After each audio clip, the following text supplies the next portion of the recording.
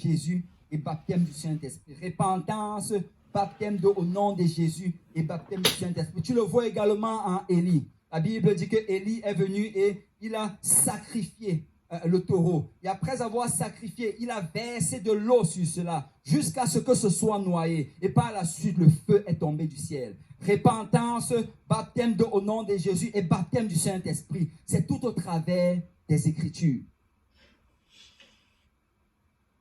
Mais si quelqu'un va recevoir cela, c'est s'il a la soif de Corneille. Vous savez, ça prend d'avoir la soif. Le Seigneur va se révéler à ceux qui désirent le connaître. En fait, la Bible parle, quand tu étudies les Écritures, tu vois que le Seigneur va cacher des choses à celui qui est orgueilleux. Mais il va se révéler à celui-là qui est humble et sage.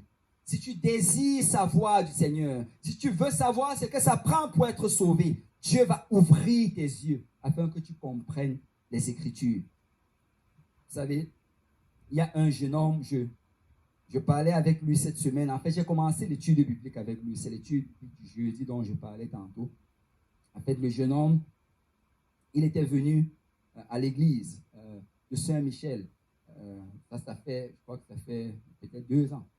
Pas l'année passée parce que c'était fermé, mais l'année d'avant, il était venu et il était invité. En fait, il était venu le même jour que le frère James.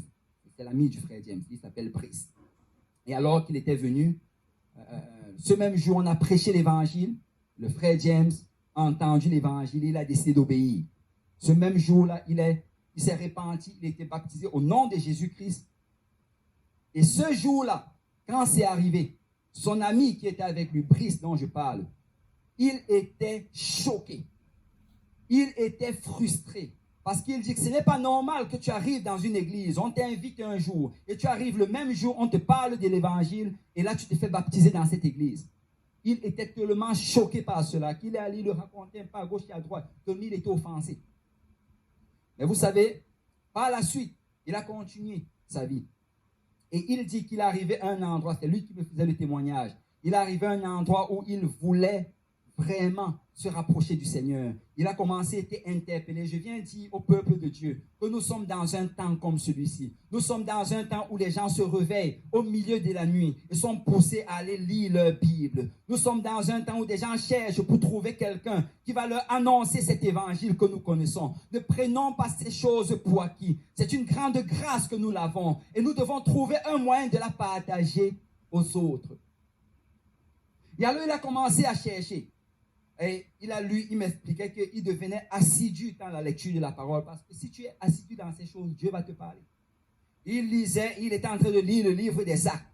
Alors qu'il lisait le livre des Actes, il a vu dans le livre des Actes que tous les baptêmes se faisaient instantanément. Et que ça se faisait au nom de Jésus-Christ. C'était son témoignage. Il me dit que dès qu'il a vu cela, il s'est levé. Il allait voir les pasteurs dans son église. Je ne veux pas citer les églises, on est pas ici pour faire la guerre. Mais il allait voir le pasteur, c'est ici à Montréal. Il allait là, c'est une grosse église, quelque part ici à Montréal.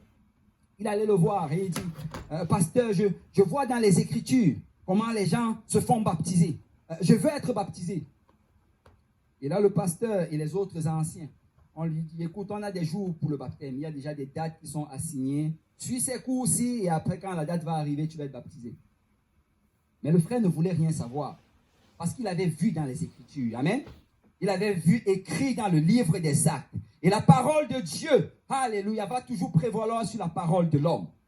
Je ne veux pas juste faire ce que l'homme me dit, mais je veux faire ce que la parole de Dieu me dit. Parce que nous serons sauvés par cette parole. La Bible dit que nous serons jugés également par cette parole.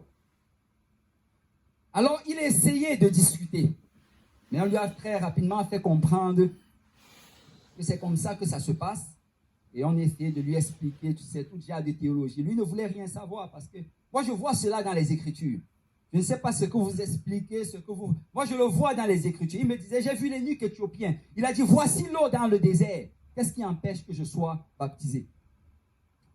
Alors qu'il se trouvait dans cette situation où il y avait cette soif en lui. Il voulait être baptisé au nom de Jésus-Christ. Alors qu'il se trouvait dans cette situation, il s'est rappelé qu'il y avait un frère qui est dans une église où on baptise le même jour.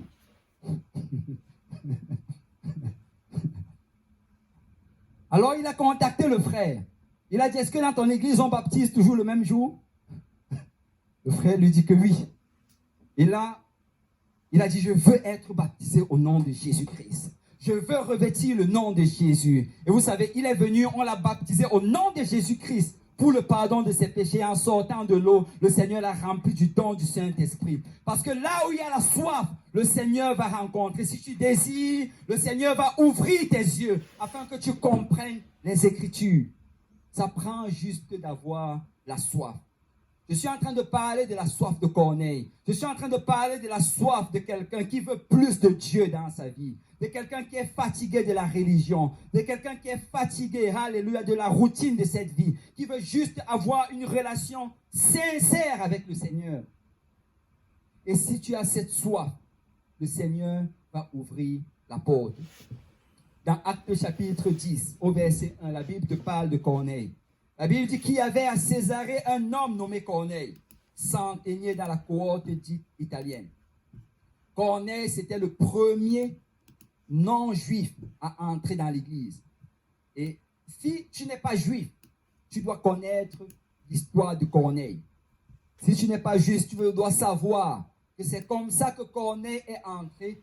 Et tu vas passer par la même porte. Parce qu'il n'y a pas deux chemins. Il n'y a qu'un seul chemin. Jésus dit, je suis le chemin, la vérité et la vie. Et comme il y avait une seule porte pour entrer dans le tabernacle, il y a une seule porte pour s'approcher du Seigneur. Alors prêtons attention de savoir qu'est-ce qui s'est passé avec Corneille, ce non-juif. Et la Bible te dit qu'il était un Italien. Il était un Romain. Et en plus un soldat, un centenier romain. Les Juifs en ce temps-là n'avaient pas de relation avec les Romains. En fait, les Romains les dominaient. Donc les Juifs haïssaient les Romains. Et Corneille, comme il était romain, il n'était pas parmi le favori du peuple, si on veut. Il n'était pas beaucoup aimé. Malgré le fait que c'était quelqu'un qui était pieux. Et vous savez, en ce temps-là, les Juifs même, ils avaient certaines traditions qu'ils avaient établies dans lesquelles ils refusaient d'entrer dans la maison d'un non-juif. Ils refusaient de manger avec un non-juif. Ils ne voulaient rien avoir avec eux. Donc, on était dans cette situation-là où il était loin de la grâce du Seigneur. Il n'y avait personne pour lui annoncer ce qu'il devait faire pour être sauvé. Mais au verset 2, la Bible te dit que cet homme était pieux et craignait Dieu. Avec toute sa maison, il faisait beaucoup d'aumônes au peuple et priait Dieu continuellement. Vous savez, Corneille n'avait pas la vérité, mais il faisait tout ce qu'il pouvait dans la mesure de son possible pour se rapprocher du Seigneur. Il y avait une soif à l'intérieur de Corneille. Vous savez, Corneille était peut-être né dans cette famille-là où on adorait les dieux des Romains, avec les Apollons, avec les Vénus et toutes ces divinités romaines. Mais Corneille savait qu'il n'y a pas Dieu dans ses affaires. Il n'y a qu'un seul Dieu et c'est le Dieu des Juifs. Et même si personne ne venait le lui annoncer, par lui-même, il commençait à marcher dans la piété. Alors qu'il voyait les Juifs être pieux, lui aussi il devenait pieux. Alors qu'il voyait comme il craignait Dieu, lui aussi il craignait Dieu. Et il le faisait avec toute sa maison. Il faisait beaucoup d'aumônes au peuple. Il priait Dieu continuellement. Vous savez, ces derniers temps, si j'ai regardé beaucoup de documentaires sur les réveils apostoliques en Amérique du Nord.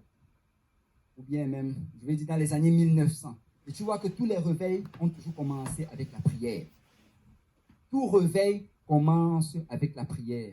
Alors qu'un groupe de personnes commence à se réunir ensemble et qui commencent à prier, ils augmentent le nombre d'heures de prière. Et vous savez, en pensant cela, le temps de confinement, s'il y a quelque chose que ça a fait, c'est que ça nous a amené à prier davantage. Ça nous a amené à plus prier. Tu entends des groupes de prière à gauche, des groupes de prière à droite, des gens qui prient chaque jour tôt le matin, des gens qui prient tard le soir. Vous savez, moi je crois vraiment que le Seigneur va nous donner un très très grand réveil. Le Seigneur, si on voit des choses bouger comme elles bougent présentement, c'est parce que les gens prient. Alors, peuple de Dieu, n'arrêtons pas de prier. Ce n'est pas le temps de réduire le temps de prière, mais c'est le temps d'augmenter la prière. C'est le temps de se réunir encore, et encore, et encore. Et alors que nous faisons ces choses, Dieu va se manifester. Et la Bible dit qu'il priait continuellement. Mais vers la 9e heure du jour, il vit clairement dans une vision un ange de Dieu qui entra chez lui et qui lui dit « Corneille ». Les regards fixés sur lui et saisi d'effroi, il répondit « Qu'est-ce, Seigneur ?» L'ange lui dit « Tes prières et tes aumônes sont montées devant Dieu. » Et il s'en est souvenu. Envoie maintenant des hommes à Joppé et fais venir Simon surnommé Pierre. Il est logé chez un certain Simon corroyeur dont la maison est près de la mer. Vous savez, dans certaines versions, il s'arrête ici. Mais dans la version originale, si tu la regardes dans Osterwald, ce verset 6 ne s'arrête pas là. Ça dit, c'est lui qui te dira ce qu'il faut que tu fasses. Parce que Pierre devait dire ce que Corneille devait faire.